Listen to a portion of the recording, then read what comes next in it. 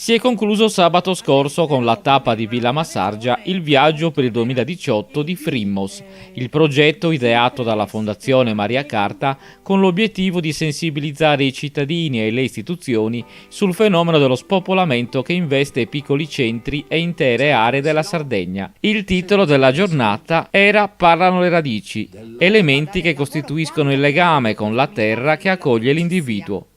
Studiosi, docenti universitari, artisti, ma anche testimoni diretti del mondo dell'impresa hanno posto l'accento sui problemi che investono la Sardegna e in particolare le sue aree interne. È stato un viaggio lungo, interessante, appassionante, abbiamo incontrato tanta gente, abbiamo soprattutto visitato dei paesi che sono dei piccoli gioielli all'interno di questo scrigno che è la nostra Sardegna. Il nostro viaggio si chiude per il 2018 a Villa Massargia, a Sortumanno, che è un parco naturale dove ci sono ulivi secolari e dove c'è la Regina, che è il grande ulivo secolare che pare sia il più grande d'Europa.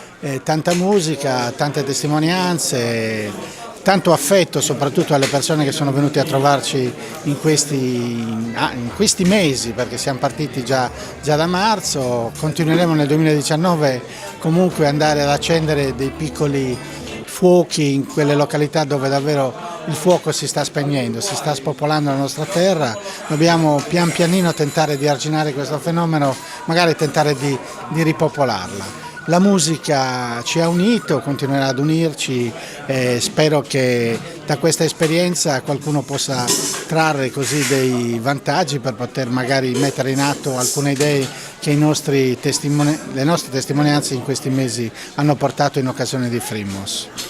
Dopo i saluti istituzionali della Camera di Commercio di Sassari, partner dell'iniziativa, e di alcuni dei sindaci dei comuni che in questi 2 anni hanno ospitato gli eventi di Frimmos, si è aperta la tavola rotonda sul tema lo spopolamento. Parlano le radici. Purtroppo nell'ultimo triennio abbiamo perso quasi 50 residenti. La principale causa di emigrazione è il lavoro, la mancanza di lavoro, e noi come amministrazione sentiamo il dovere di intervenire con tutte le misure possibili per incentivare l'imprenditoria locale, incentivare i servizi alla famiglia e il supporto alla genitorialità. Per questo il nostro progetto più importante come amministrazione è quello di istituire e aprire il primo agrinido pubblico della Sardegna per mettere insieme la risorsa agroalimentare che è molto presente nel nostro paese ed è veramente una punta di diamante della nostra economia e l'esigenza di dare i servizi alle persone e alle famiglie.